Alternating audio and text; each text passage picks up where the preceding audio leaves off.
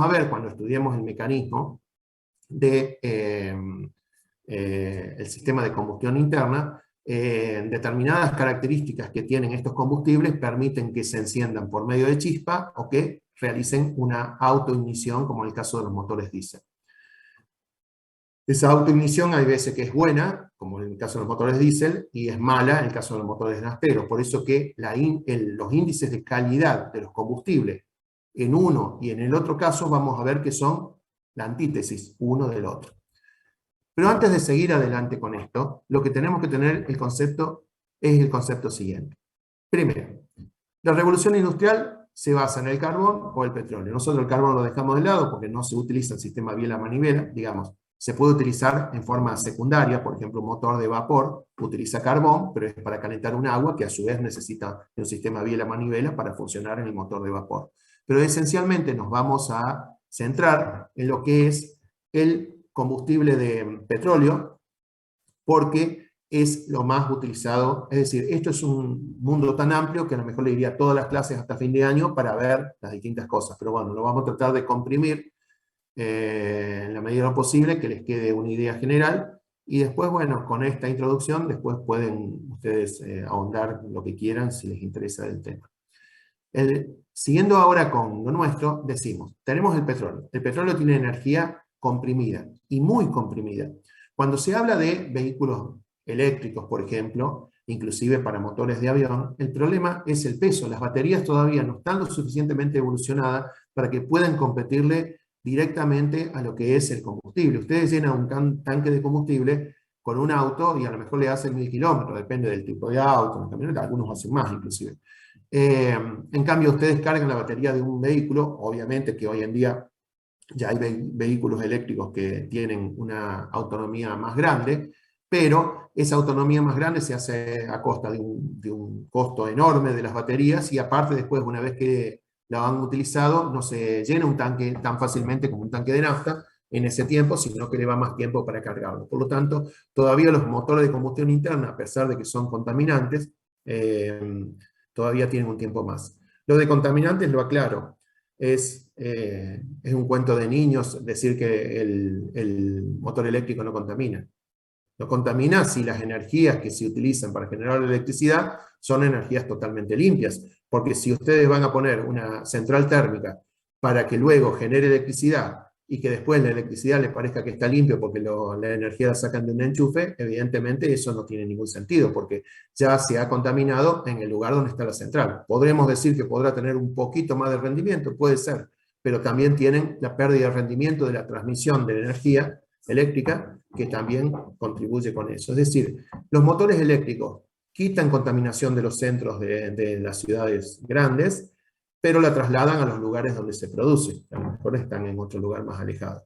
Ahora, si la energía es producida en forma solar, que no tiene mucho asidero porque la solar no tiene volumen, o hidráulica, que esa sí tiene volumen, también degrada el ambiente porque a veces hay que reformar el ambiente para tener esa energía, pero tiene volumen. O si no, la nuclear, que si bien tiene una contaminación grande y siempre un riesgo, aunque sea ínfimo, de que pueda haber algún problema grave, y tiene residuos que duran una vida media de radiación altísima, la realidad es que es una de las energías más limpias que hay si se las analiza desde el punto de vista que los residuos se pueden colocar en lugares que sean realmente seguros.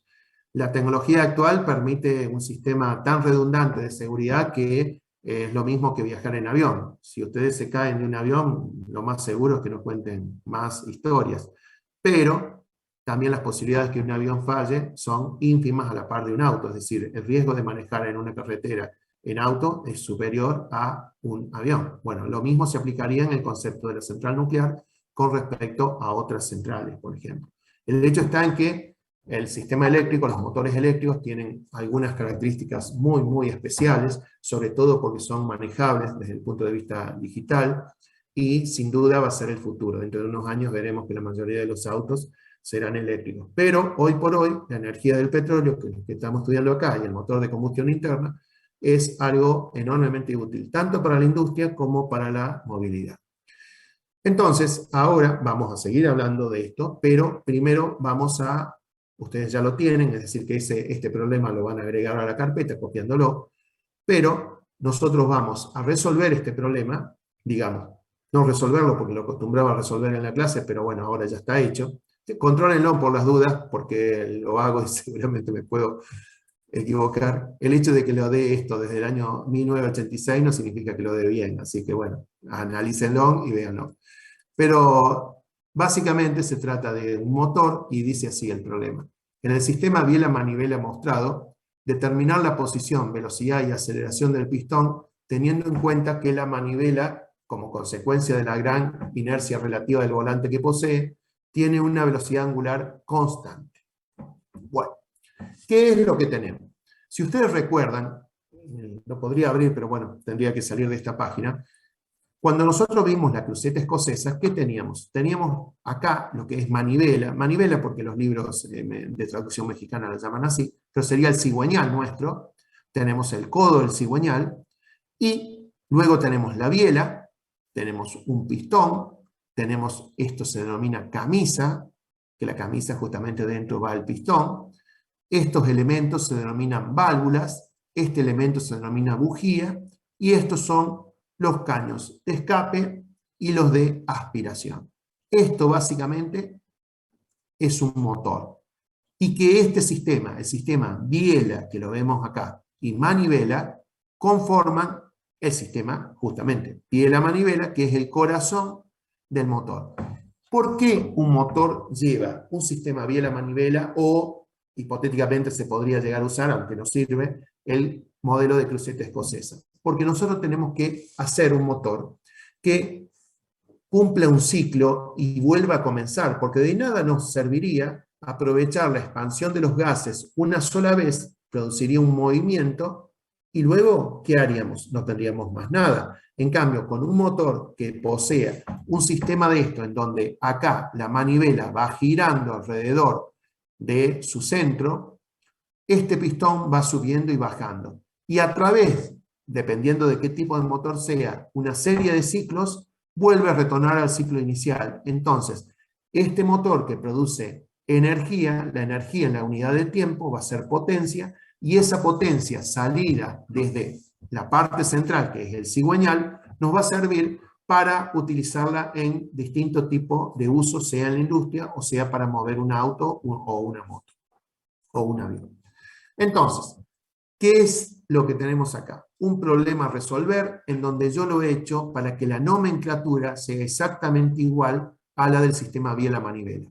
Por lo tanto, tenemos algunos puntos que son puntos clásicos. 1. Punto muerto superior. Es la posición máxima que va a tener el pistón cuando está en su parte superior. Ustedes analizarán la figura y verán que cuando la manivela posee un ángulo θ de 0 grado, el ángulo φ será también de 0 grados, y por lo tanto todo estará en línea y el punto muerto será superior.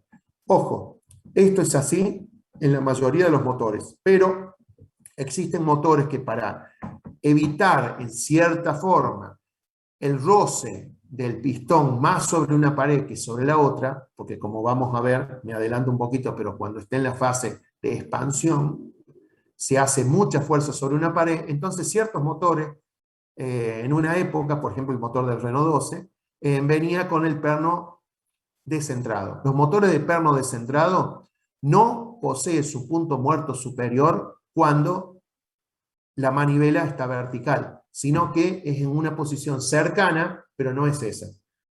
El desarrollo de esta matemática para el perno descentrado la hice una sola vez en los 35 años, creo que doy clase, y es tan larga que me iba a tantos pizarrones, así que no la doy más directamente. Pero bueno, sepan de que existen motores en donde no necesariamente cuando el cigüeñal está en su parte superior es el punto muerto superior. Es más, esos motores pueden tener más desplazamiento que los otros. Entonces, alguna de las avivadas de la gente que corría en moto es cambiarle, descentrarle un poco el perno de pistón para que tuviesen algunas supuestas ventajas. Por supuesto, después corrían, si ganaban, el inspector les desarmaba la moto y los echaba directamente. Pero bueno, son todas las cosas que se hacían para carrera en la época que yo era joven.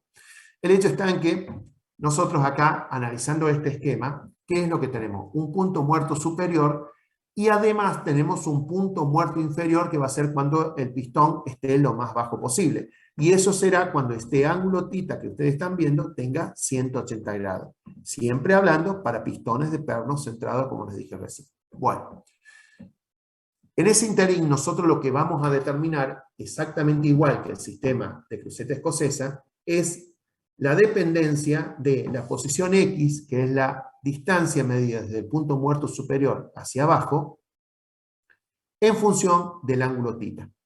En este caso, las ecuaciones van a ser mucho más complejas que lo que fue en el sistema de cruceta escocesa. ¿Por qué? Porque nosotros tenemos el movimiento de la manivela y también tenemos el movimiento de la biela. Fíjense, cuando la manivela sigue el giro de θ, nosotros vamos teniendo una proyección de la posición de esto, que es el muñón del cigüeñal, se denomina, con respecto a la línea que une el desplazamiento del pistón con el centro de la manivela. Entonces, esto, al trasladarse, indudablemente va tirando el pistón hacia abajo. Pero a su vez, la biela, que antes, cuando está el punto muerto superior, está vertical, la biela se va inclinando. Pero se inclina hasta que esto llega a 90 grados. Luego, se trata de volver a su posición inicial. Se vuelve a inclinar y vuelve a su posición inicial. Eso lo hace 2 veces por vuelta. En cambio, la manivela, una sola vez por vuelta, hace un giro. Ahí ya van teniendo una idea de la complejidad que va a tener este movimiento. Yo creo que en el año que viene, en el elemento de máquina, ustedes van a ver esto, pero con una simplificación, lo cual no la hace totalmente exacta, pero que simplifica enormemente el movimiento. Bueno, en este caso se da la versión completa, es decir, la versión exacta, y por lo tanto realmente es algo bastante complejo.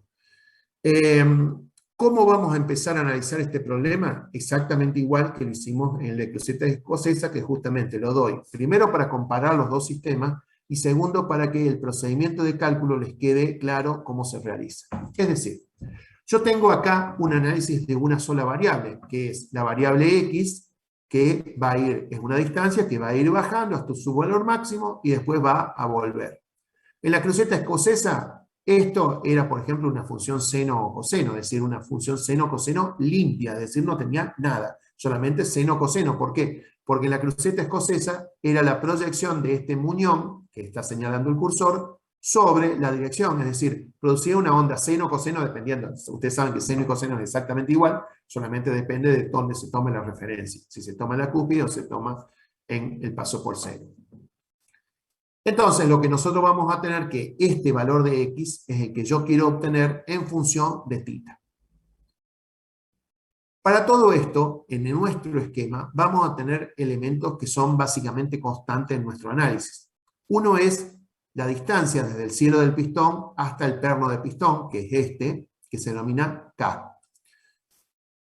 Y después vamos a tener una distancia que es la distancia del punto muerto superior hasta el centro del cigüeñal o de manivela, que esa también es constante. Cuando ustedes tienen un motor, por ejemplo, un motor de una moto, ustedes miden el centro del cigüeñal hasta el extremo del pistón y van a ver que es un valor constante, no varía. ¿Por qué? Porque está puesto totalmente dentro de una camisa de aluminio en la moto o un bloque de hierro en el caso de muchos autos, ¿no? Obviamente si me dicen sí, pero con la dilatación por temperatura, sí, pero lo que estamos analizando nosotros no varía. Digamos, es un valor, es un rígido el sistema.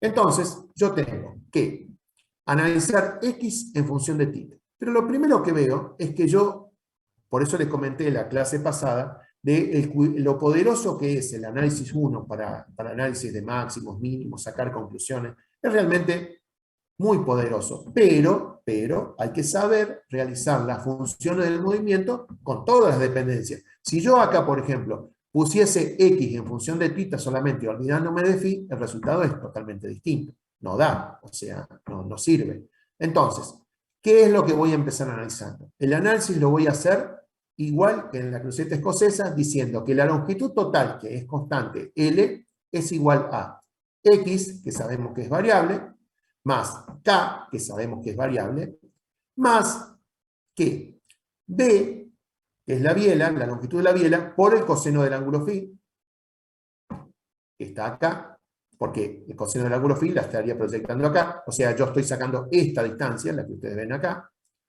más m, que es la manivela, por el coseno de θ. Es decir, yo sumé desde el punto muerto superior x, sumé k, que es constante, después sumé b por coseno de φ, que es variable, después sumé m por coseno de θ, que es variable también. Lo que pasa es que θ y φ están correlacionados con una fórmula que vamos a ver que es compleja, pero están relacionados. Entonces, si están relacionados, yo cuando quiero saber el movimiento de la variable x respecto del ángulo θ, yo tengo que poner a φ en función de θ, porque si no, el resultado no va a existir. Entonces, ¿cómo hago hacerlo? Bueno, usando alguno de los infinitos artilugios que da la trigonometría. Yo recuerdo cuando estudiaba en el comercial del quinto año, se compraba un librito que era de logaritmo, que se decía, porque el logaritmo, obviamente, las calculadoras empezaron en ese año, no se usaba calculadora, y los logaritmos eran muy útiles para calcular exponenciaciones, radicaciones.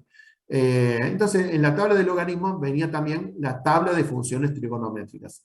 Esa tabla de funciones daba todas esas cosas raras que salen en trigonometría, de que una cosa es igual a otra. Por ejemplo, la más conocida es que el seno cuadrado de un ángulo más el coseno cuadrado del mismo ángulo es igual a 1. Eso es una relación que es muy útil. Pero hay muchísimas más que también son útiles. Entonces, yo voy a trabajar con la idea siguiente. Fíjense en esta relación. Recién planteamos toda la parte de arriba, que L era igual a todo eso. Ahora bien, B, la biela, ¿está bien? Por el seno de φ me da esta distancia. Ustedes la ven acá, que le indico con el cursor. A su vez, es igual a m por el seno de θ. Es decir, acá tenemos una igualdad a partir de la cual vamos a encontrar la relación entre θ y entre φ. Bien, en esta relación, fíjense, b por seno de φ, yo se lo repito todo para que les vaya, como a distancia, no sé cuánto se puede captar, y no es lo mismo que yo si en este momento lo estuviese escribiendo en el pizarrón y preguntándole a ustedes qué iría en cada parte, lo prefiero repetir, así les queda más claro. Yo tengo L igual a X más K más B por coseno de φ más M coseno de θ. Yo φ lo tengo que poner en función de θ. Yo sé que B por seno de φ es igual a M por seno de θ. Y también sé que seno al cuadrado de φ más coseno al cuadrado de φ es igual a 1. Yo de esta relación puedo sacar que coseno de φ es igual a la raíz cuadrada de 1 menos seno cuadrado de φ. ¿Por qué? Porque he hecho el pasaje de términos de esta fórmula acá. Ahora bien, yo el seno de φ de esta ecuación, fíjense, de esta ecuación, el seno de φ es igual a m sobre b por el seno de θ. Lo que he hecho es un pasaje de términos de esta ecuación. Bien, juntando las dos, voy a sacar que el coseno de φ es igual a 1 menos m cuadrado sobre cuadrado por seno cuadrado de θ a la 1 medio, o sea, la raíz cuadrada de este elemento. Ahí tengo lo que es el coseno de φ. ¿Y por qué busqué el coseno de φ? Porque es el que voy a reemplazar en esta parte de la ecuación para luego tener una ecuación que todo depende de θ, porque fíjense, ahora el coseno de φ está dependiendo de θ. Bien, por lo tanto, la ecuación del movimiento X, que es el movimiento del punto muerto superior, y como les comenté en las otras clases, ¿por qué tomo S para nuestro análisis? Porque es lo que toda la vida se ha hecho en motores, que es medir desde el punto muerto superior el desplazamiento. ¿Cómo se hace eso? Normalmente se hacía con un reloj comparador, que ahora vienen todos digitales, pero bueno, era un reloj tipo comparador, que ustedes lo habrán visto creo que ven mediciones o algo en el primer año, y después lo van a ver en tecnología mecánica posiblemente el año que viene. Es un reloj que está multiplicado con una esferita. Entonces, ¿qué se hacía? Se llevaba el pistón hasta la parte superior, se marcaba, tiene unos diales que se pueden marcar, y a partir de eso se iba bajando y ahí se medía la distancia. Lo más común es que cuando veamos ya cómo funciona esto, que necesita una chispa y se le daba el avance de chispa se lo daba en función de los milímetros antes del punto muerto superior. Bueno, eso es una forma mala, poco técnica de hacerlo, porque por cuestiones que ya le voy a explicar, para no salirme del tema. Pero volviendo a esto, ¿qué tenemos ahora? Yo tengo que L es igual al X, que me interesa a mí, más K, más B, más 1, menos todo este lío, más M coseno de θ. Bueno, nosotros en un motor real, esto estaría funcionando y van a ver que tiene un ciclo que es de trabajo y después los otros ciclos que consumen energía. Para que el motor funcione, un motor tiene que tener un volante. Un volante es una masa que está girando y que hace que cuando no tenga potencia activa el motor y sea pasiva, esa potencia pasiva se le proporcione la inercia del volante. Obviamente que el volante debería ser infinito para que no exista ni aceleraciones ni desaceleraciones. Tampoco podríamos acelerar nunca el motor ni arrancaría. Pero aún siendo finito el volante, nosotros tenemos que prácticamente se pueden descartar las aceleraciones y desaceleraciones instantáneas de dicho volante cuando el funcionamiento está en plena marcha. Cuando ustedes notan, por ejemplo, en una moto, que le sacan la tapa y ven el volante cuando está moderando, es decir, que está en ralentí, ustedes van a ver que el volante hace como, inclusive antes de detenerse, hace como que se para y arranca de nuevo hasta que se detiene totalmente, si baja esa velocidad. Ello es porque realmente cuando va comprimiendo, vamos a ver que esto efectúa una compresión, cuando va comprimiendo, ahí el volante utiliza su energía para impulsar el cilindro. Y cuando el cilindro explosiona, esa energía es transmitida y se acelera. Si nosotros hacemos la simplificación de que la velocidad angular del volante es constante, todas las ecuaciones que vamos a ver, dentro de todo se simplifican, si no serían de una complejidad inmanejable. Entonces, vamos a suponer que θ, que estoy señalando acá, θ es igual a la velocidad angular por el tiempo, con velocidad angular constante. Eso es un punto enormemente importante. Bien.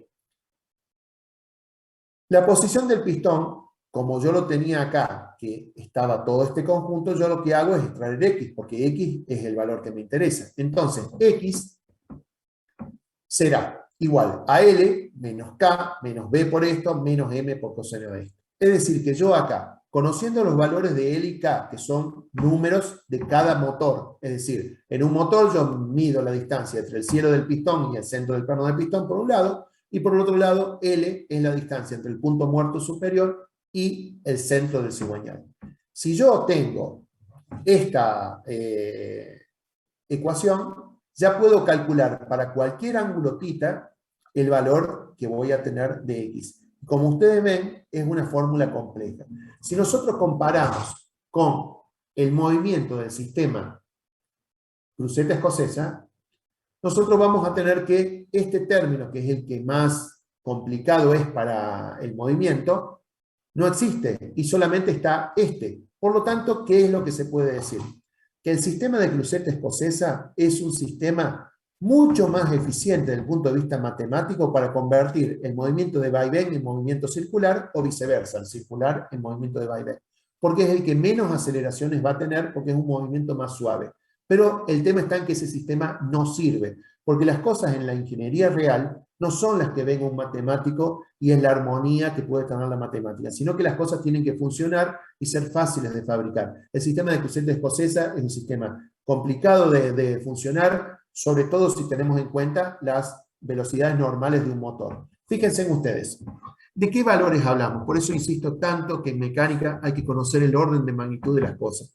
Porque los fenómenos existen en realidad, pero muchas veces poseen órdenes de magnitud que los hacen totalmente despreciables.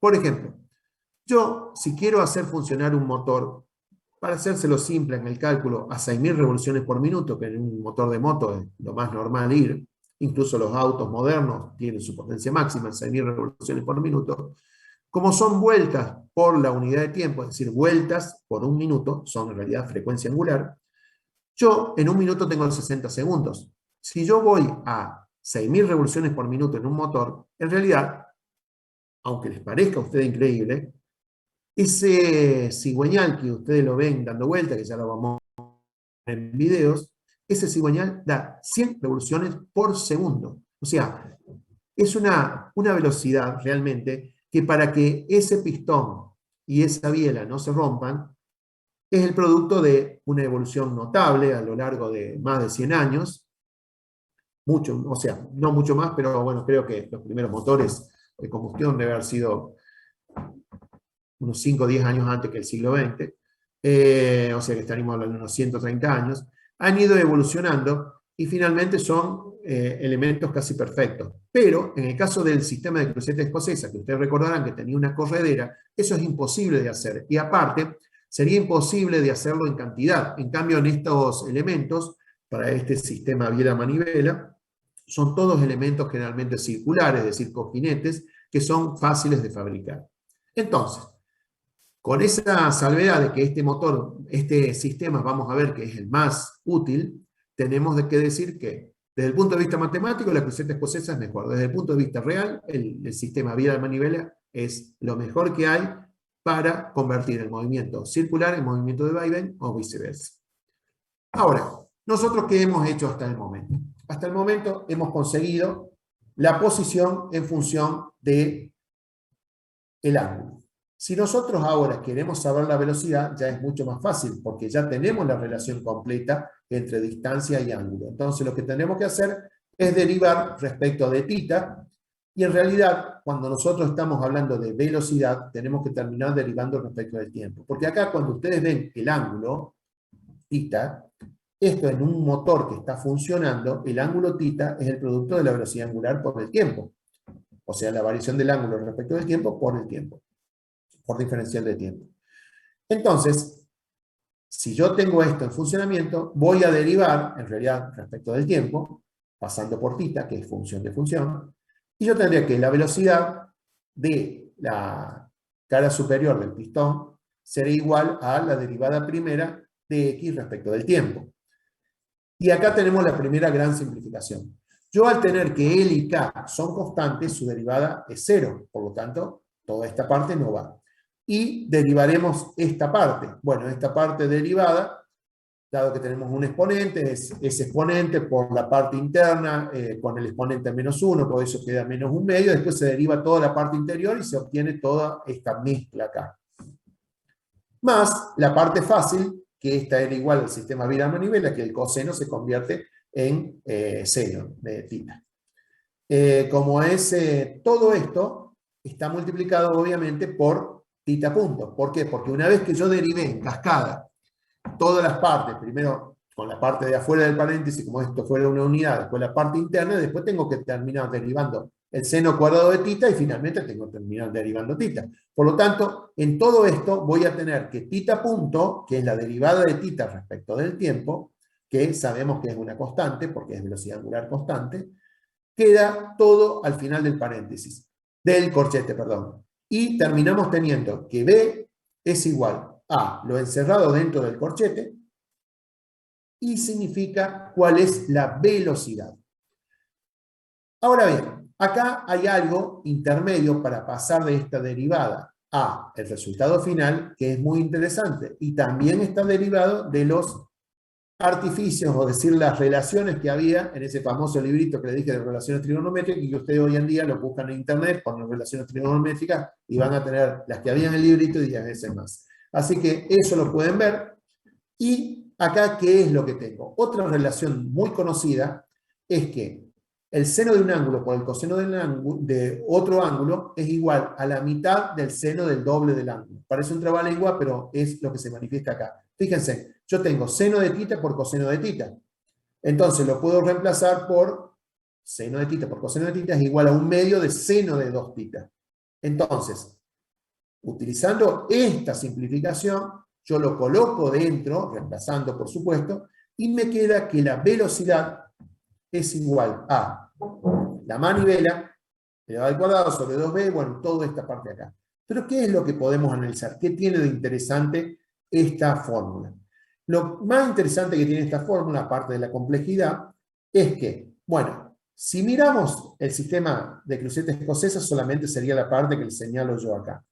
Pero si nosotros miramos el conjunto, vemos que a la parte de la cruceta escocesa se le suma otra parte que ya no depende del ángulo θ en forma directa, sino que está multiplicado por 2. Es decir, que acá la velocidad es la suma de una curva que va a la frecuencia angular del motor y otra que va al doble de la frecuencia angular del motor. Así que acuérdense de lo que hablábamos recién. Si un motor a 6.000 vueltas va a una frecuencia de justamente 6.000 revoluciones por minuto o 100 revoluciones por segundo, ahí sería directamente la frecuencia angular normal, es decir, con el sistema sobre segundo, yo tengo que esto iría al doble, o sea, a 12.000 revoluciones por minuto. Es decir, el movimiento de la biela es un movimiento de vaivén que realmente es extraordinario, porque para que aguante, después ya lo vamos a seguir comentando, realmente tiene que tener determinadas características. Bien, ya que llegamos a la velocidad, para obtener la aceleración, ahora todo esto, si les parecía poco, hay que derivarlo nuevamente. Al derivarlo nuevamente, vamos a tener la gran simplificación de decir que el volante tiene velocidad constante. Al tener velocidad constante, la derivada segunda del ángulo va a ser nula, porque es la derivada de la velocidad, por lo tanto es la variación de la velocidad. Al ser así, entonces vamos a operar, es decir, vamos a hacer la derivada de la velocidad, porque es lo mismo la derivada segunda de la posición respecto de el ángulo θ barra tiempo. Vamos a obtener el siguiente lío de cosas. Este lío de cosas iría multiplicado por algo el doble, si hubiera un θ 2 puntos, pero el θ 2 puntos no está y como es largo no lo coloqué directamente, es decir, todo es por θ punto. Entonces, el resultado, agrupando miembros, voy a tener que la aceleración depende de, bueno, θ punto cuadrado, lo cual es común en las aceleraciones, más un elemento que es realmente complejo. Fíjense, posee elementos que funcionan con el doble de la frecuencia angular original o primaria, que es θ. Esto funciona a 2 θ, es decir que 2 veces la velocidad angular, porque θ es un ángulo, pero respecto del tiempo es una velocidad angular. Y también que funcionan con el seno cuadrado de 2 θ, o sea, más complejo todavía. Por lo tanto, la curva que se va a obtener es una curva realmente compleja. Cuando ustedes sintetizan curvas, es muy bueno tener en cuenta cómo se genera una curva. Cuando una curva es lineal, parabólica, no puede generar una curva cuadrática cosas complejas. Para que una curva posea, digamos, ribetes complejos, tiene que tener una fórmula compleja también que le permita hacerlo. Hay algunas curvas, ¿no?, que son muy simples, pero que tienen determinadas características que hacen que, bueno, no sean trazables a prima facie en forma fácil, sino que tienen cosas que van sucediendo cuando las variables transcurren un determinado valor, digamos. Pero este tipo de curvas es realmente compleja y ya la vamos a ver graficada porque, bueno, está preparado la clase como para que podamos ver eso. Bien. Ahora, ¿qué es lo que vamos a ver? Lo que vamos a ver es este sistema biela-manivela que sube y baja y proporciona, de acuerdo al combustible, un movimiento circular, que ese movimiento circular, luego con una caja adecuada de reducción o de amplificación, nos va a dar una potencia en el número de revoluciones que lo necesitamos. Por ejemplo, nosotros necesitamos un torno, y este motor, no se utilizan motores, digamos, ahora no se utilizan motores de explosión para un torno, pero antiguamente lo hacían. Todavía yo pude ver cuando, recuerdo como estudiante, trabajé en Micron, que tenían todavía lugares en donde estaban todos los ejes, en donde tenían poleas, y esas poleas bajaban a las máquinas, antiguamente, bajaban a las máquinas, y eran poleas planas, con una guía que hacían trabajar sobre una polea loca o una polea que tiraba la máquina. Entonces uno podía sacarla fuera de funcionamiento, haciéndolo funcionar sobre la polea loca, y cuando movía la palanca, arrancaba la máquina. Ese eje central del taller, es decir, todo taller tenía sobre una zona un poco elevado, todo ese eje central, y de ahí bajaban todas las correas. O sea, una cosa de loco, me imagínense la seguridad de eso si uno metía una mano en la correa, bueno, ni que hablar. Pero bueno, era como se trabajaba antes. Y básicamente eran motores de explosión, eso era tirado como un motor de explosión. Cuando vinieron los motores eléctricos, obviamente que todo eso pasó a tener un motor eléctrico individual, y dado que un motor eléctrico tiene, sobre todo los asincrónicos, un número de revoluciones más o menos constante, y los sincrónicos es totalmente constante, pero los sincrónicos no se utilizaban en ese momento, no necesitamos más este sistema de motores de explosión. Pero bueno, para lo que nosotros necesitamos, tenemos este motor que, vuelvo a repetir, está compuesto de un pistón. Todas estas rayitas son unos aros, dado que acá va a haber un gas en expansión, esos aros impiden que esa presión pase a la parte de abajo, porque toda esta parte de abajo del cigüeñal y la biela son todas partes que están lubricadas, y están lubricadas por la sencilla razón de que si yo pusiese en contacto dos metales sin lubricación, eso se engranaría muy rápidamente. La lubricación lo que hace es tener una película debido a la viscosidad del lubricante. Justamente el lubricante, más allá de los aditivos, es una parte del petróleo, es decir, es un petróleo pesado, y esas moléculas pesadas impiden de que haya contacto directo si están solicitados hasta una determinada presión. Si nosotros le ponemos una presión muy alta, evidentemente eso no va a ser así.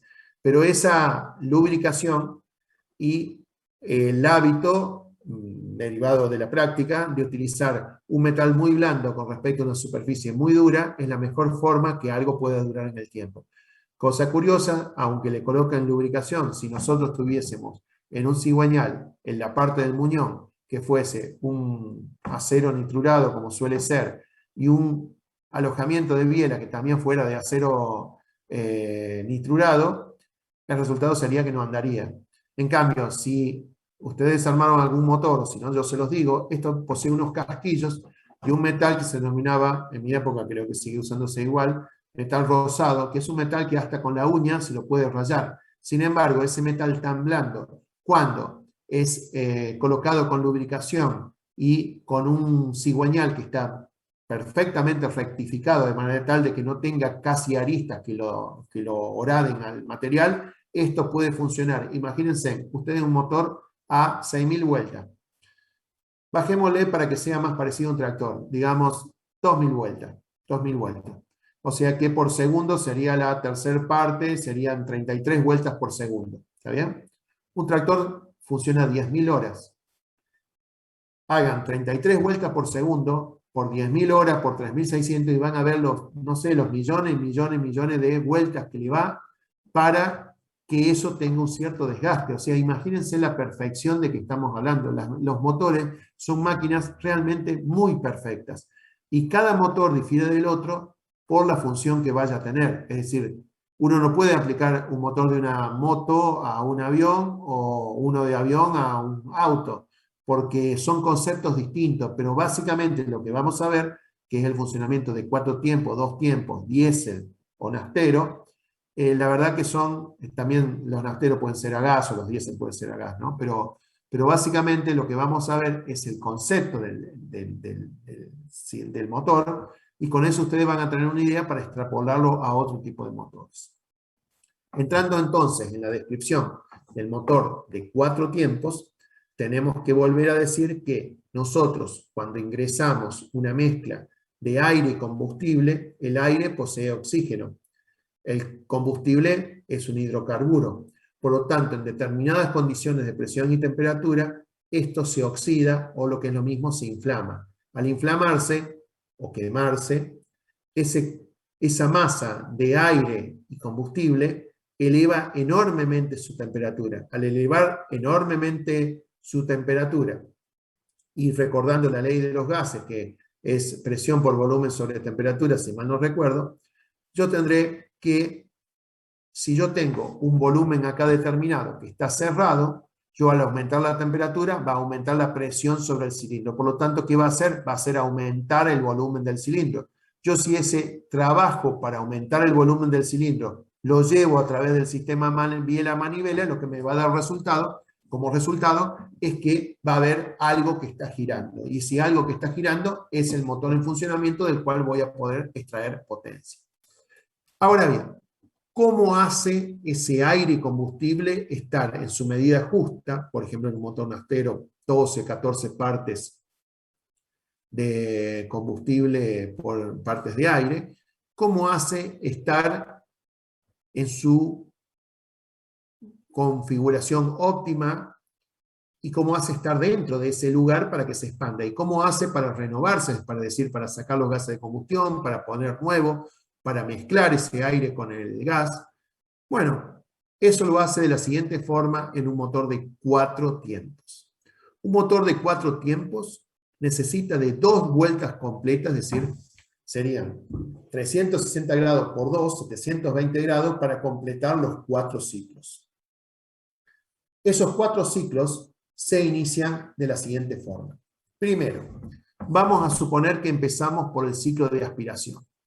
El pistón este que ustedes ven, que estoy señalando con el cursor, está en su fase superior, es decir, ángulo θ, supongamos, igual a 0. Cuando el motor, por influjo del volante, que les dije antes que tenían los motores, sigue su camino, obviamente esto en un motor de muchos cilindros, siempre van a encontrar algo. Por ejemplo, un motor de 4 cilindros, teóricamente a partir de 4 cilindros, o si fuera en la teoría más básica, digamos, uno de 4 cilindros siempre tendría un pistón que esté haciendo un ciclo activo, porque si el motor es de 4 tiempos y tiene 4 cilindros, siempre va a haber un cilindro que va a estar en la fase de trabajo. Pero bueno, eso en la práctica no es tan así, porque bueno, los motores no tienen su ciclo de trabajo en todo el recorrido del pistón. Yo tengo el pistón arriba, vamos a ver la fase de aspiración. Yo tengo el pistón arriba, esto sigue girando, por lo tanto acá el volumen se empieza a ampliar. Si yo tengo acá poco volumen y se empieza a ampliar, yo la presión que tengo acá del aire va a empezar a disminuir. En ese momento, en realidad un poquito antes, pero ya después le voy a explicar el funcionamiento real, se abre esta válvula, la que yo señalo acá, que es la válvula de admisión. Entonces, al abrirse esta válvula es un material muy importante, es un material enormemente duro y resistente al calor, que en realidad se abre muy poco. Por eso, realmente, otro de los conceptos que hay que tener es que nosotros vivimos inmersos en el aire, si no nos moriríamos asfixiados. Pero en realidad el aire es una cosa muy pesada, y nosotros soportamos una presión de 1 kilo por centímetro cuadrado sin darnos cuenta. Y por eso cuando le sacamos presión, aunque este huelgo de la válvula al abrirse es muy pequeño, el aire del exterior ingresa hasta que esto vaya deprimiendo y se va llenando esta zona del pistón, de la camisa, perdón, se va llenando de aire. Ahora ese aire no viene solo, o sí. Digo, no viene solo dependiendo del tipo de motor que sea. Es decir, en los motores comunes, dejando de lado los de los últimos 15 o 20 años que ya vienen a inyección, nosotros en la parte que yo les señalo acá, había un carburador. Un carburador es un elemento que mezcla el aire y el combustible. Es una lástima, no me di cuenta de haberle traído un croquis del carburador para que lo vieran. Pero lo podemos ver luego en la parte final de la clase, en algo por el internet. Entonces, directamente, el aire ingresaba, lo mezclaba, según la posición del acelerador, con más o menos combustible, e ingresaba en el interior del cilindro.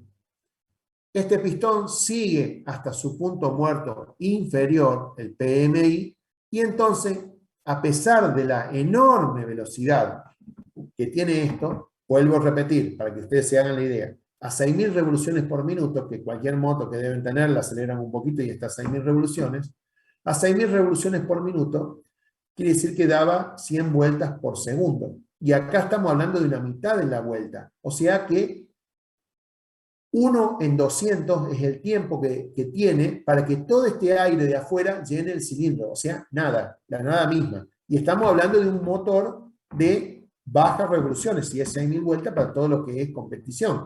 O sea que en ese instante de tiempo, la presión atmosférica exterior no es que esto aspire, se llama aspiración, no. En realidad es la presión atmosférica de afuera hace ingresar el aire, porque acá ve una zona de menor presión, entonces el aire de mayor presión en esta zona se mete en la parte de menor presión. Entonces se produce esa aspiración. Una vez que el pistón llega abajo, yo ahora se lo explico en forma, digamos, estándar muy simplificada. Después ya vamos a ver algunas cosas que son de la práctica. Cuando una vez que el pistón está abajo, totalmente abajo, la válvula de admisión se cierra. Para que estas válvulas abran y cierren, tienen otro dispositivo que se denomina árbol de levas, que son levas que en una determinada posición abren o cierran estas válvulas. Entonces permiten el sincronismo. Por eso el árbol de levas está unido a el cigüeñal, sea por una cadena, por una correa o por engranajes en algunos casos. No necesariamente el árbol de levas debe ser superior o a la cabeza, como se llama, sino que puede ser lateral. Incluso los primeros motores eran de válvulas laterales, no lo menciono acá, la verdad que en el pizarrón lo mencionaba, pero son motores que casi están en desuso, salvo una nueva beta que se ha abierto en aviación liviana que utilizan ese tipo de motor. Vamos a ver si después vemos algo de eso también. En este caso, ¿qué es lo que tengo entonces? Yo aspiré acá, porque se llama fase de aspiración. Vuelvo a repetir, acá el aire ingresa, ¿no es cierto? Una vez que está el aire dentro, el pistón empieza a subir de nuevo. Cuando empieza a subir de nuevo, las válvulas están cerradas. Como las válvulas están cerradas, se empieza a comprimir el aire. Y ustedes saben que cuando uno comprime el aire, aumenta la temperatura. Entonces, al aumentar la temperatura, este aire ya no va a estar más o menos a la temperatura ambiente, sino que va a ir incrementando su temperatura. ¿Y cuánto incrementará su temperatura? De acuerdo a la compresión que haga. Y la compresión que hace es un dato que suele venir cuando ustedes ven la ficha técnica de los motores, que se denomina relación de compresión. ¿Qué es la relación de compresión de un motor? Cualquiera sea él. La relación de compresión de un motor es cuando el pistón está en el punto muerto superior, es el volumen que está entre el cielo del pistón y la cámara de combustión, es un volumen. Cuando el pistón baja en su totalidad, ahí tenemos otro volumen. La relación de los dos volúmenes nos da la relación de compresión geométrica. Ojo, geométrica. La relación de compresión geométrica, entonces, obviamente va a depender del diámetro del pistón y la carrera del pistón. Entonces, yo cuando digo, tengo una compresión de 10:1, significa que el volumen del cilindro es 10 veces más grande que el volumen que queda de la cámara de combustión cuando el pistón está totalmente hacia arriba.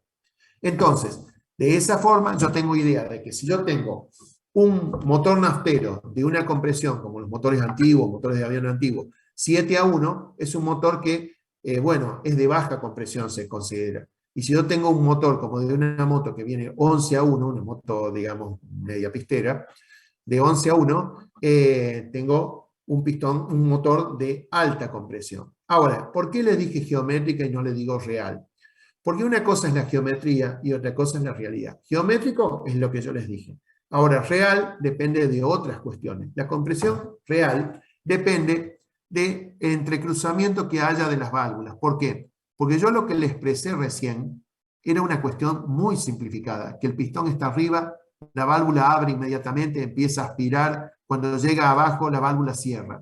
Nada puede, esta válvula sube y baja. Si sube y baja y tiene una masa, tiene una inercia. Por lo tanto, uno no puede hacer subir esto, abrirlo inmediatamente y luego cerrarlo inmediatamente. Sigamos en la idea del orden de magnitud. Yo dije que la aspiración en un motor de 6 vueltas se hace en la 200ava parte de un segundo. O sea que 200 por 5 serían 5 milésimas de segundo. Milésimas de segundo. Yo esto, si lo abro apenas que se mueva el pistón, imagínense de qué estamos hablando, de menos de una milésima de segundo para abrirse. El problema no sería tanto abrirlo, porque ponerle un árbol de leva muy grande podría hacerlo abrir. El problema es para que se cierre. Para que se cierre, esto tiene que tener 1 o 2 resortes. Hoy en día se está utilizando uno, pero normalmente eran 2 resortes, porque no eran muy confiables los resortes, se podían romper. Y si se rompe un resorte de esto, el motor se destruye completamente, porque la válvula queda abierta cuando el pistón va hacia arriba y se destruye. Pero antes de seguir viendo características particulares de los motores, sigamos con nuestro ciclo. Tenemos que estamos en la fase de compresión. Esto fue hacia arriba, tenemos una mezcla de aire, combustible, temperatura y falta el último invitado a la fiesta, que es la chispa. La chispa es conformar en una bujía, que imagino que cada uno de ustedes habrá visto lo que es una bujía, es un electrodo que puede saltar un arco. Normalmente una bujía tiene una apertura de 0,60, 0,70 milímetros, es decir, es un huelgo muy pequeño, y momentáneamente se coloca un nivel de tensión tal que hace que salte el arco. Ese arco es el iniciador de la combustión y es el iniciador de que ese combustible se inflame. Acá hay que hablar de lo siguiente. Desde el punto de vista estrictamente técnico, esto no es una explosión. Si bien se denomina fase de explosión, estaría mal dicho en definitiva. ¿Por qué? ¿De qué se diferencia una explosión a lo que realmente ocurre esto, que es una deflagración? La explosión y la deflagración, ambas son oxidaciones, en este caso, del combustible derivado del petróleo. Lo que pasa que lo que depende para si es una explosión o es una deflagración es de la velocidad con la cual se realiza. Cuando yo tengo, ¿y cuál es el límite de la velocidad? Técnicamente es el siguiente.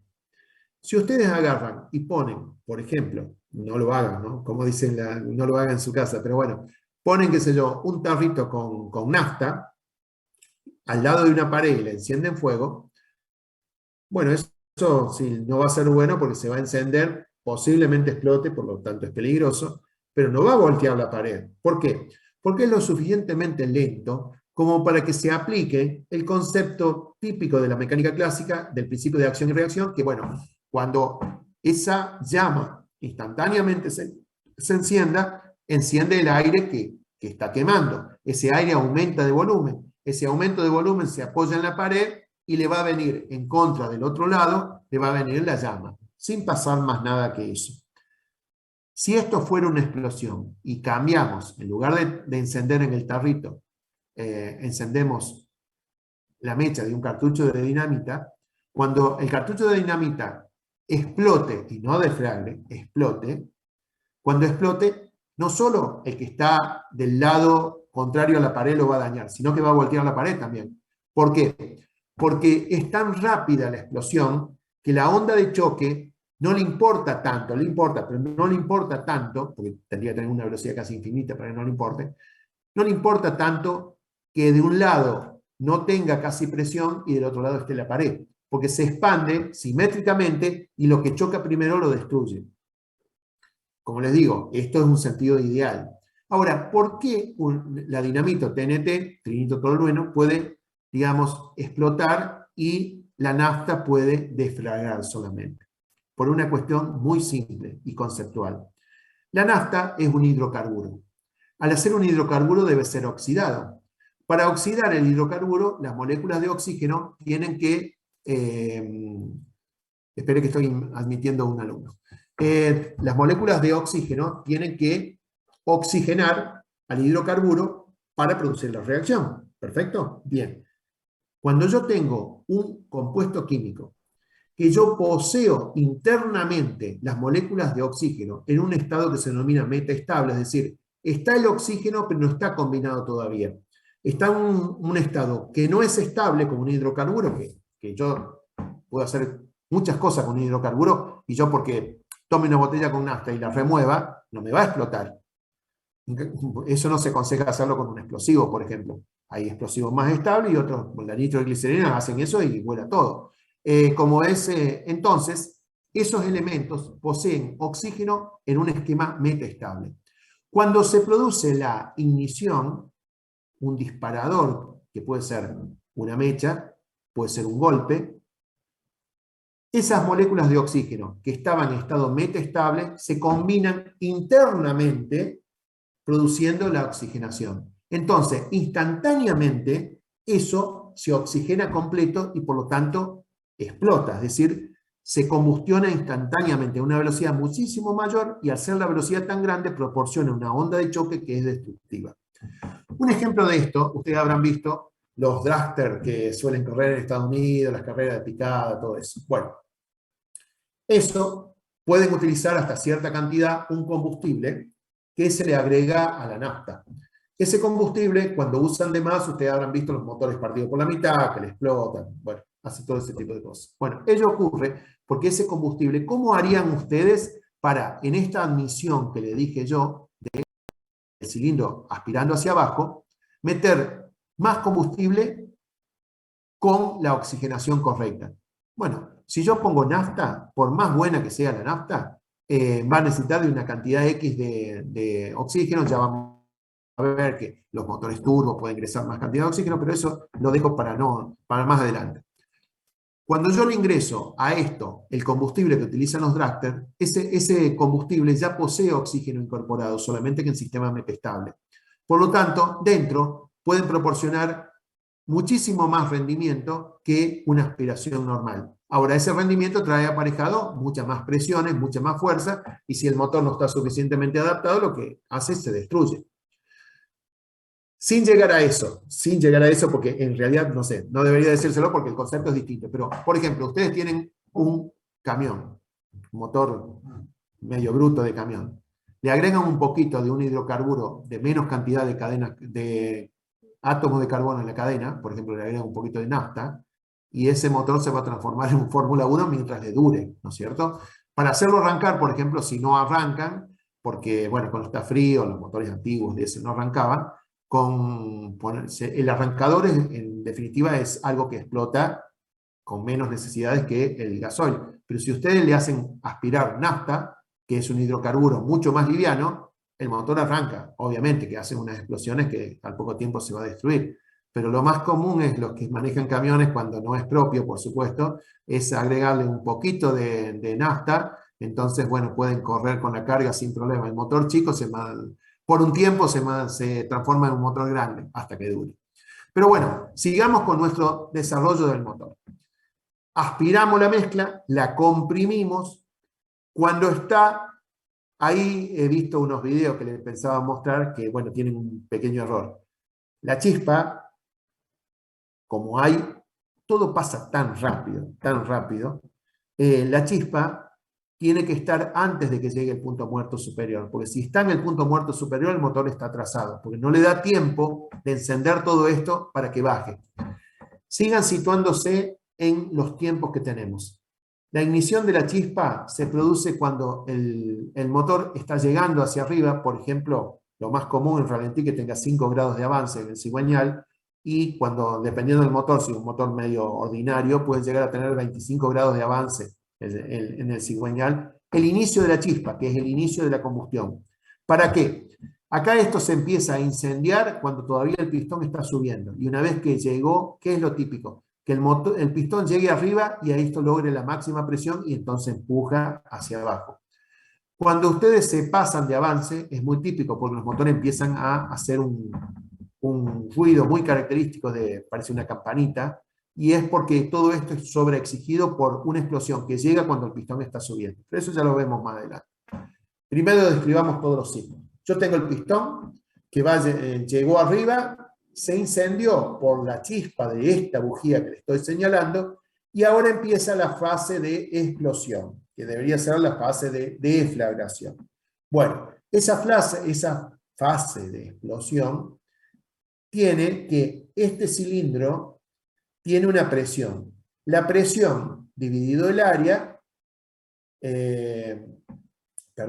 multiplicada por el área, la presión de fuerza sobre superficie, multiplicado por el área, me va a dar una fuerza. Por eso que mientras más grande el pistón, más grande es el motor, entre comillas, más fuerza tiene. ¿Por qué digo entre comillas? Porque, bueno, depende del número de revoluciones, depende cuándo se llenó el pistón, depende del recorrido. Los motores nacieron como motores de recorrido largo. Si uno toma, qué sé yo, motores muy antiguos, eran de recorrido largo. Luego se pasó en la década de los 60, 70 a los motores de recorrido corto. ¿Cuándo es largo o cuándo es corto el recorrido de un motor? Usted acá tiene un diámetro y también tiene un recorrido. Cuando el recorrido es más largo que el diámetro, el motor es de carrera larga. Cuando el diámetro es mayor que el recorrido, el motor es de carrera corta. Y cuando el motor tiene un diámetro igual al recorrido, se llaman motores cuadrados.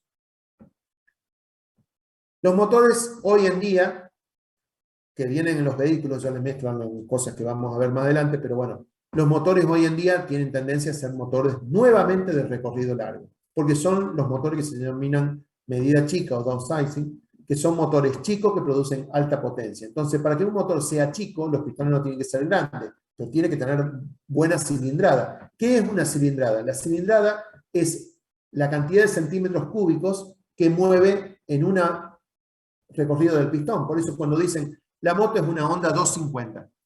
Bueno, ustedes van a ver que no es exactamente 250, porque son números de fantasía, pero tiene creo que 247 centímetros cúbicos, 249, o sea, cerca de 250. Significa que cada movimiento de pistón son 250 centímetros de volumen que intercambia. Si esa moto lo hace a 6.000 revoluciones respecto a otra que lo hace a 12.000, en primera medida la de 12.000 tendría el doble de potencia. No es tan así porque habría que ver si a las 12.000 vueltas el pistón se llena con la misma cantidad de aire y combustible que a 6.000. Pero si no, sería exactamente el doble. No se preocupen si esto no se entiende mucho para quienes no están en motores, pues después ya vamos a ver otras curvas y vamos a seguir insistiendo sobre el tema. Pero entonces, yo en la fase de explosión es la fase útil. Esa fuerza empuja la biela, que por ejemplo está en esta posición, y le pega un envión a la manivela. Pero como esa manivela, vuelvo a repetir, tiene un gran volante asociado, ese volante le permite a seguir con los otros ciclos, porque si no, todo terminaría ahí. Vuelvo a repetir, el volante es cada vez más chico cuando el número de cilindros es cada vez más grande. Y entre dos mismos motores de los mismos cilindros, es más grande o es más chico, depende de qué tipo de motor sea. Si es un motor estacionario, el volante va a ser grande. Si es un motor que es medio de competición, interesa que el volante sea lo menor posible, porque todo lo que se cuesta acelerar, cuesta desacelerarlo. Entonces, ustedes tienen un motor y un gran volante y lo aceleran, el motor va a tardar en acelerar y va a tardar en desacelerar. Para hacer los cambios va a ser algo malo. Entonces se pone el mínimo volante posible, sobre todo en el tema de los motores de avión, que generalmente van a un régimen casi el régimen permanente. El volante es lo menor posible porque por otra parte tiene menos peso, porque para levantar vuelo tiene que ser liviano, digamos. Sigamos con el asunto. Yo tuve la fase de explosión, que es la fase útil. Luego, una vez que llegó abajo el pistón, ya tiene en su interior gases que teóricamente deberían estar quemados al 100%. Eso no se logra en la perfección, pero básicamente los gases deberían estar quemados. Luego empieza entonces la fase de expulsión.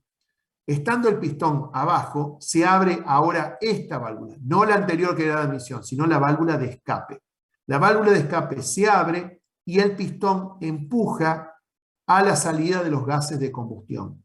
Imagínense ustedes las características de esta válvula de escape. Está sometida al fuego directo. Si ustedes probaron alguna vez, que no es bueno, sacarle a un motor el caño de escape, van a ver que fluye fuego directamente. ¿Por qué? Porque todo lo que estaba acá incendiado, por más que cuando el pistón vino hacia abajo se enfrió la mezcla, por algo que ya les voy a explicar, aún sigue siendo fuego. ¿Por qué se habrá enfriado? Todas estas eran preguntas que lo hacían, pero ahora por este medio es más difícil de hacer. Nosotros tenemos que acá se ha incendiado algo. Ahora, esta expansión puede ser de distintos tipos. Si yo transmito calor hacia afuera, va a ser un tipo de aumento de volumen. Pero en este caso, desde el punto de vista termodinámico, se considera un aumento de volumen adiabático. ¿Por qué? A 6.000 revoluciones esto tarda 5 milisegundos en producirse la explosión. En 5 milisegundos la capacidad para transferir calor por las paredes de la camisa es insignificante. Claro que se transmite calor. Si no se transmitiera calor no haría falta el radiador o las aletas de enfriamiento en una moto. Claro que se transmite. Pero en relación a la enorme cantidad de ciclos de explosión, la cantidad de calor de pérdida, porque eso es pérdida completa, es insignificante. Por lo tanto, este ciclo de deflagración se considera adiabático, es decir, sin pérdida de calor. Al ser adiabático, tiene que, en la medida que se expande y que se le quita de energía por medio de la energía mecánica, se le está quitando acá, el combustible y aire que se estaba quemando disminuye su temperatura, pero no disminuye hasta la temperatura ambiente. Para eso debemos tener una carrera prácticamente infinita, sino que disminuye notablemente. Aún así, es un gas recaliente. Y ese gas caliente va a pasar por el intersticio de la copa de la válvula y los casquillos de válvula. Los casquillos de válvula son un material sumamente especial, que se pone en un alojamiento también, que es especial, que se colocan poniendo los dichos casquillos en hielo seco para que se compriman, se colocan y luego se hinchan de manera tal que quedan sin otro elemento que la presión, quedan retenidos. Y la válvula es de un material, la válvula de escape es de un material muy sofisticado, mucho más que la válvula de admisión, porque la válvula de admisión trabaja con aire frío que le llega a ella, y aparte trabaja con otra cosa que es muy importante. El carburador le dio una mezcla de líquido con aire, es decir, nafta con aire. La nafta, cuando pasa por la válvula y se expande, su calor de expansión se lo quita la válvula. Por lo tanto, la válvula de admisión está siempre refrigerada. Y la válvula de admisión es fácil de darse cuenta cuál es, más allá de que esté conectada a la parte de admisión, porque es más grande. ¿Por qué es más grande y esta es más chica? Muy simple. Porque aspirar no es lo mismo que soplar. Algunos deben saber lo que les voy a preguntar, pero hagamos una pregunta, que siempre la hago. Uno tiene un mate. Yo quiero agarrar y soplar por la bombilla del mate o aspirar de la bombilla del mate. Yo pongo una bombilla larga de mate. Para soplar, ¿qué límite tengo? Y para aspirar, ¿qué límite tengo? Es decir, yo puedo tener una bombilla infinitamente larga de mate para aspirar el mate, justamente, o no, o hay un límite. Si yo quiero soplar, ¿hay un límite también? Si alguien está escuchando, a ver si lo sabe. Creo que se los he dicho en alguna oportunidad, pero bueno.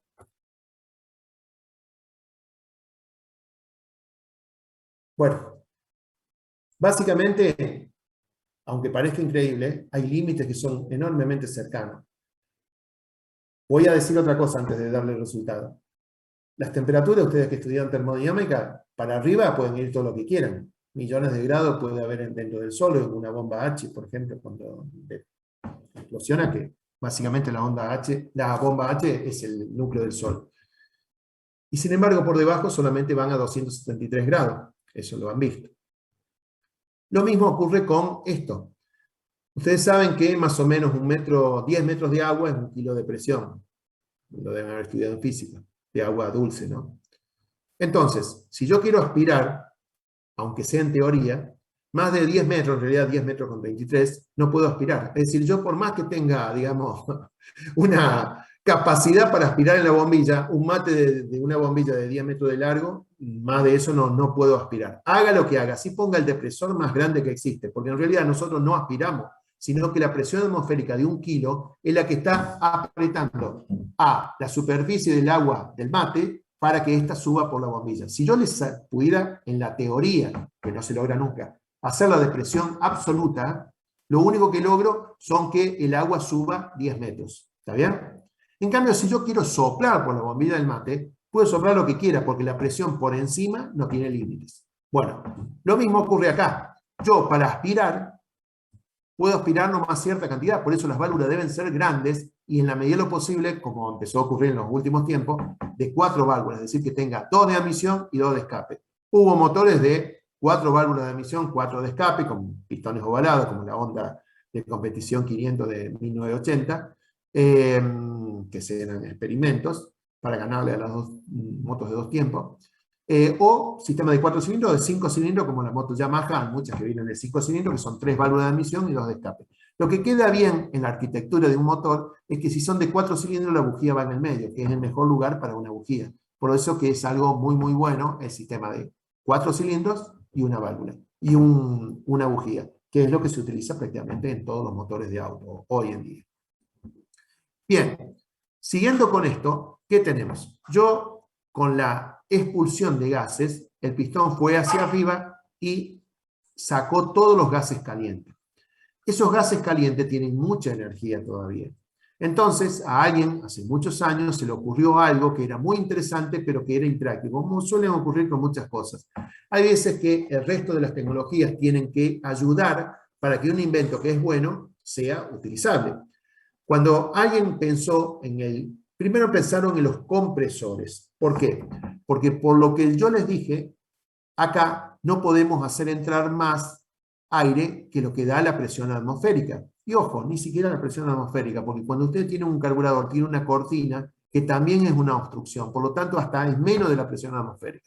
Por eso venían carburadores de distintos tipos y hoy en día viene la inyección. Que la inyección, los que no tienen válvula mariposa, directamente la inyección es aspiración completa. Ahora bien, si yo quiero ingresar más a esto, no hace falta que me rompa la cabeza con poner la válvula tan grande. Lo que puedo hacer es ponerle presión acá. Si yo le pongo presión por medio de un compresor mecánico, yo voy a tener que el mismo motor de la misma cilindrada me rinde mucho más. Pero el compresor, ¿con qué funciona? Tengo que hacerlo funcionar. Entonces, si uno mira, por ejemplo, la mayoría de los aviones de la Segunda Guerra Mundial, en donde fue, creo que el mayor avance en motores, ¿por qué? Porque los motores de pistón debían ser cada vez más potentes para lograr mejor performance, pero hasta que llegaron después los motores de turbina, que evidentemente son muy superiores, ¿no? Bueno, ya lo vamos a ver, el concepto de la turbina. Pero básicamente esos motores tenían todos un compresor. Comprimir aire no es fácil. Comprimir aire se puede hacer por un compresor de pistón, que para este caso obviamente no servía. ¿Por qué no sirve un compresor de pistón? Porque acá se necesita un volumen de aire enorme, enorme, porque un motor aspira una locura. Miren, hagan una cuenta. Un motor, digamos, de 2 litros, que es muy común. 2 litros de cilindrada, ¿está bien? 2 litros. Bueno, podría ser un problema, pero es demasiado fácil este problema. Pero bueno, 2 litros de cilindrada y va a 6.000 vueltas, para hacerlo fácil. Entonces, yo, ¿qué digo? Me da una vuelta, 100 vueltas por segundo. Pero aspiraciones, como es una cada 2 vueltas, va a ser una aspiración cada, o sea, 50 aspiraciones por segundo. 50 aspiraciones por segundo.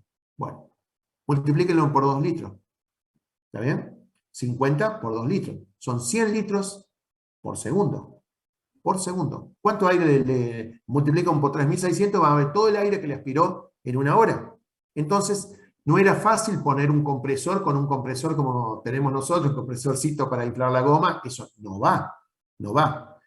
Entonces lo que se necesitaba era un turbocompresor. Entonces los motores de avión, ya vamos a ver si tengo una foto por ahí, tenían todo un sistema de multiplicación con un compresor para que fueran sobrecomprimidos los motores.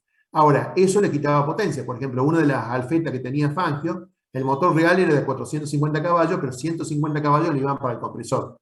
Por lo tanto quedaba, yo le he visto esa Alfetta, es una máquina hermosa para su época, y la verdad que tiene un motor que bueno, era muy sofisticado para su época. Pero ¿qué pasaba? ¿Por qué no eso hacerlo, que es la idea del turbocompresor, hacerlo con los gases de escape que salen con energía cinética enorme? Porque imagínense, cuando abre la válvula y le empuja el pistón, tiene una energía cinética enorme, que en parte la creó sacándole energía útil al pistón, porque hay que empujar ese aire combustionado para que salga. Y por otra parte tiene lo fundamental de la energía de un gas, que es temperatura todavía. O sea que tienen mucha temperatura. Entonces, la idea del turbocompresor es una turbina, que en realidad no se la puedo dibujar acá para que la vean, pero bueno, lo buscarán en algún lugar. Es una turbina que está en la parte de gases, hace que el gas se expanda y haga girar una turbina, que tiene adosado en el mismo eje otra turbina que actúa al revés y toma el aire y lo comprime. De esta manera, yo ese aire que comprime lo inyecto acá. Así que prácticamente con algo, y digo prácticamente porque no es exactamente así, con algo que se tiraba al aire, yo con el turbocompresor genero sobrecompresión y sobrealimento el pistón. O sea, lo mejor de los dos mundos, la máquina perfecta. ¿Y por qué no se hacía antes si ya estaba inventado? Porque tener una turbina que gire, por ejemplo, a 80.000 revoluciones por minuto, si 6.000 revoluciones era mucho, imagínense en 80.000 revoluciones por minuto. O 200.000 como los turbos chicos, o 30.000 como algún turbo de máquina grande. Es una locura. Esos valores de giro tienen que tener materiales muy especiales y aparte una lubricación muy especial. Por eso que cuando uno tiene cualquier motor turbo, que ahora son la mayoría, arrancarlo y acelerarlo inmediatamente o tenerlo trabajando y de repente parar el motor es un daño terrible. ¿Por qué? Porque sigue caliente todo adentro y no tiene más la refrigeración que le da el mismo aceite aparte de lubricarlo. Entonces esos sistemas de turbocompresión hacen que este motor pueda funcionar más eficientemente. ¿Por qué más eficientemente? ¿Por qué? Porque llena con más cantidad de aire y combustible cada ciclo que hace.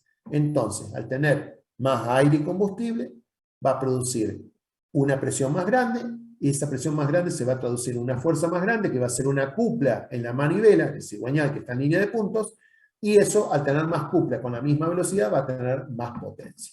Ahora bien, tenemos una idea de cómo funciona este ciclo. ¿Qué son las cosas más realistas que ocurren en este ciclo? Bueno, algunas de las más realistas que ocurren en el ciclo son que las válvulas no abren instantáneamente. Como no abren instantáneamente, todos los árbol de leva poseen un cruce. Es decir, cuando tiene que aspirar, abren. Y después, cuando el pistón está abajo, continúan abiertas porque hay una inercia del aire que ingresa. Es decir, que no se para inmediatamente. Y luego cierran. Normalmente, para que una válvula haya aspirado, luego comprime, luego explosiona, luego expulsa los gases, esta válvula no se puede cerrar instantáneamente. Entonces, esta permanece abierta y esta se empieza a abrir para iniciar el ciclo de nuevo. Eso se denomina cruce de válvula o cruce de árbol de leva, que puede ser simétrico o no simétrico. Y que en los autos modernos que ustedes ven, por ejemplo, creo que el Toyota, tiene que esas fases son variables, es decir, que la distribución es variable en ángulo, por un medio de un sistema que es muy ingenioso, pero bueno, me parece que si vemos todo, escapa a la realidad de lo que tenemos que ver en este curso. Ahora bien, ¿qué hemos visto acá? Hemos visto un motor de 4 tiempos naftero. Vamos a ver ahora qué diferencia hay en un motor de 4 tiempos, pero diésel, que son tanto el naftero como el diésel, los dos motores más usados en la realidad. Si el motor es diésel, prácticamente el esquema es el mismo, pero falta una cosa o sobra otra.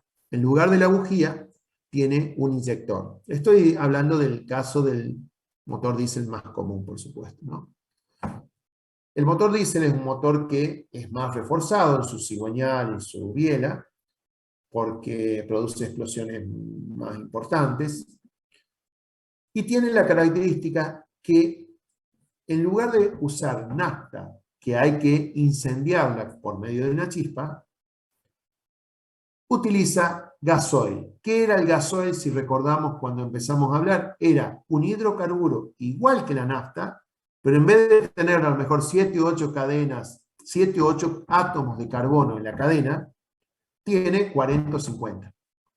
¿Qué le da el hecho de tener una molécula más compleja y más pesada? Es que cuando se la comprime, se inicia la combustión, sin necesidad de que haya una chispa. Para lograr eso, la mezcla de gasoil y combustible y aire debe tener una compresión alta. Por eso que cuando hablamos de un motor naftero, un motor moderno naftero puede tener una compresión de 10 a 1. Una moto de más o menos pistera puede ser 11 a 1. La compresión real después menor. Un motor estacionario puede ser 7 a 1. Cuando hablamos de un motor diésel, puede tener 20 a 1, o sea, el doble o más del doble. Al tener tanta compresión, dado que esta compresión, tanto la compresión como la expansión son adiabáticas, cuando yo empiezo a comprimir, el trabajo de compresión va en el calentamiento de la mezcla aire-combustible. Por lo tanto, esa mezcla de aire-combustible va aumentando la temperatura hasta llegar al límite cuando el pistón está hacia arriba. El motor diésel no es un motor exacto, sino que combustiona cuando ha llegado a un determinado nivel de presión y temperatura, y obviamente se inyecta el combustible con esa presión y temperatura. El combustible se inyecta a partir de un inyector, que es, digamos, un conjunto de agujeritos muy finos que hacen que el combustible sea prácticamente dividido casi en moléculas, es decir, las gotitas son tan chiquitas, enormemente chiquitas. ¿Por qué? Porque esas moléculas de hidrocarburo deben estar en contacto con moléculas de oxígeno para que se produzca la oxidación, es decir, la deflagración que les comenté antes. Entonces, un motor que tenga más presión de combustible, técnicamente es mejor y menos contaminante. ¿Por qué? Porque todo el hidrocarburo se mezcla con oxígeno, se oxida hasta el nivel de dióxido de carbono y el resultado va a ser que voy a tener una buena combustión. Por eso los motores que actualmente ustedes van a ver en vehículos que se denominan Common Rail, al revés de los motores que todavía se usan en tractores, en algunos camiones, que es el sistema convencional de bomba de combustible convencional, tienen su ventaja el Common Rail y sus desventajas también. En el sistema convencional, el inyector inyecta el combustible porque acá debajo hay una bomba de combustible. La bomba de combustible es como si fuera un motorcito. Le voy a explicar la bomba más clásica, que es la bomba lineal. Es una bomba que tiene una serie de elementos, como se denomina, que son pistoncitos, con una leva y que llegado a determinado momento empujan. Ustedes saben que los líquidos son básicamente, no se comprimen, son incompresibles. Como es, o se comprimen muy poco. No es un gas, digamos, ¿no es cierto? Entonces, esa presión en determinado momento, ese elemento empuja al gasoil y ese gasoil a presión sale por el inyector. El sistema Common Rail, en cambio, mantiene por medio de una bomba de alta presión, mantiene todo el combustible a presión y el inyector ya no es más un inyector que es un elemento pasivo, mecánico, sino que es un elemento que es electrónico o eléctrico. Electrónico barra eléctrico, porque la señal proviene de una central electrónica y el combustible es el inyector es eléctrico. ¿Por qué? Por medio de un sistema, por ejemplo, piezoeléctrico, le da una pequeña abertura a una aguja y esa aguja permite pasar el combustible que sea necesario. Después hay una serie de sistemas de regulación con sensores que también salen totalmente fuera de lo que es la clase. Pero me refiero de que el principio básico es que en los motores Common Rail uno tiene un inyector que se abre con una señal eléctrica que los abre determinado tiempo. En cambio, en un motor diésel convencional, digamos, con bomba lineal, cuando se supera la presión del combustible que inyecta el elemento, ese sale por las aberturas del inyector y se inyecta. Por supuesto, la atomización del combustible cuando es Common Rail es muy superior. Por lo tanto, las moléculas están más en contacto con el aire, el oxígeno del aire, que es lo que importa, y por ello se oxidan más rápidamente y en forma total. Por lo tanto, los gases de combustión son más limpios en un motor de este sistema de inyección y por eso se utiliza ahora eso. Después hay otro sistema de reaspiración de gas, una serie de cosas, pero que no vienen al caso, si no lo complicamos mucho. Entonces, en este caso, yo en el motor diésel tengo un motor que es igual al motor naftero, solamente que no requiere de bujía y sí requiere de un inyector de combustible. Hoy en día los motores nafteros no tienen más carburador y tienen también inyector de combustible, pero la diferencia es que la presión con que se inyecta la nafta no es para que se incendie, como dijimos antes, sino es simplemente para que se atomice más o menos bien y es una presión mucho menor que la presión que tienen los motores diésel.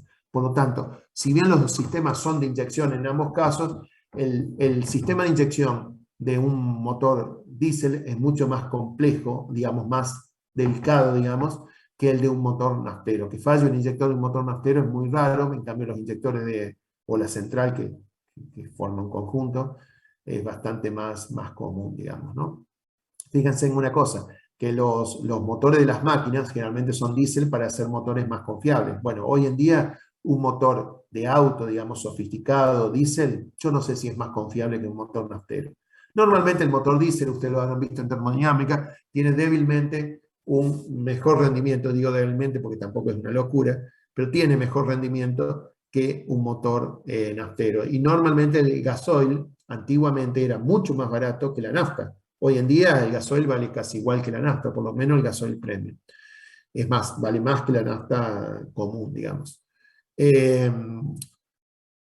Ahora bien, estos son motores de 4 tiempos. El problema es que, mejor dicho, no, la aptitud de estos motores ha hecho que los motores de 2 tiempos, que eran muy utilizados, no hace mucho, pero bueno, cuando yo tenía la edad de ustedes, casi todo era, lo mejor que andaba era el motor de 2 tiempos.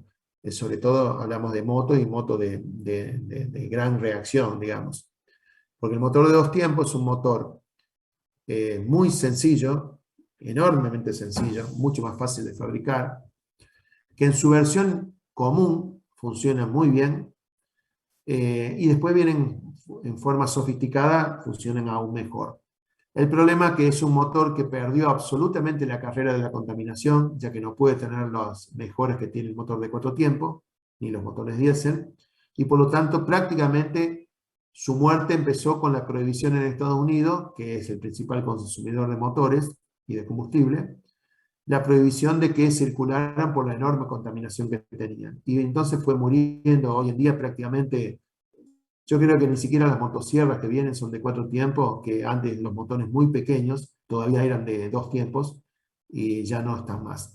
Para ver lo que es y explicarle un poquito cómo funciona el motor de 2 tiempos, y capaz que veamos eso y después ya pare porque no puedo más. Total, vamos a tener otra clase para esto porque me parece que va a ser interesante por lo menos conocer en esta parte de la carrera cómo en forma muy básica funcionan estos mecanismos. Voy a explicarle entonces ahora cómo es, viendo lo que hemos charlado sobre el motor de 4 tiempos, viendo cómo es un motor de 2 tiempos. Entonces voy a dejar esta pantalla ahora y voy a compartir otra que tenía por acá.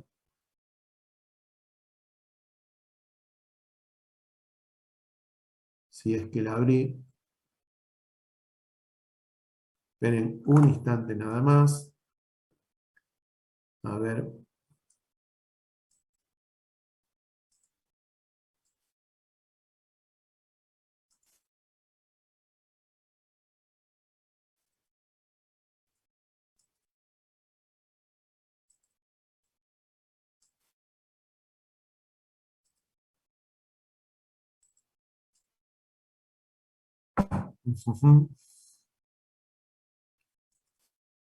Bueno,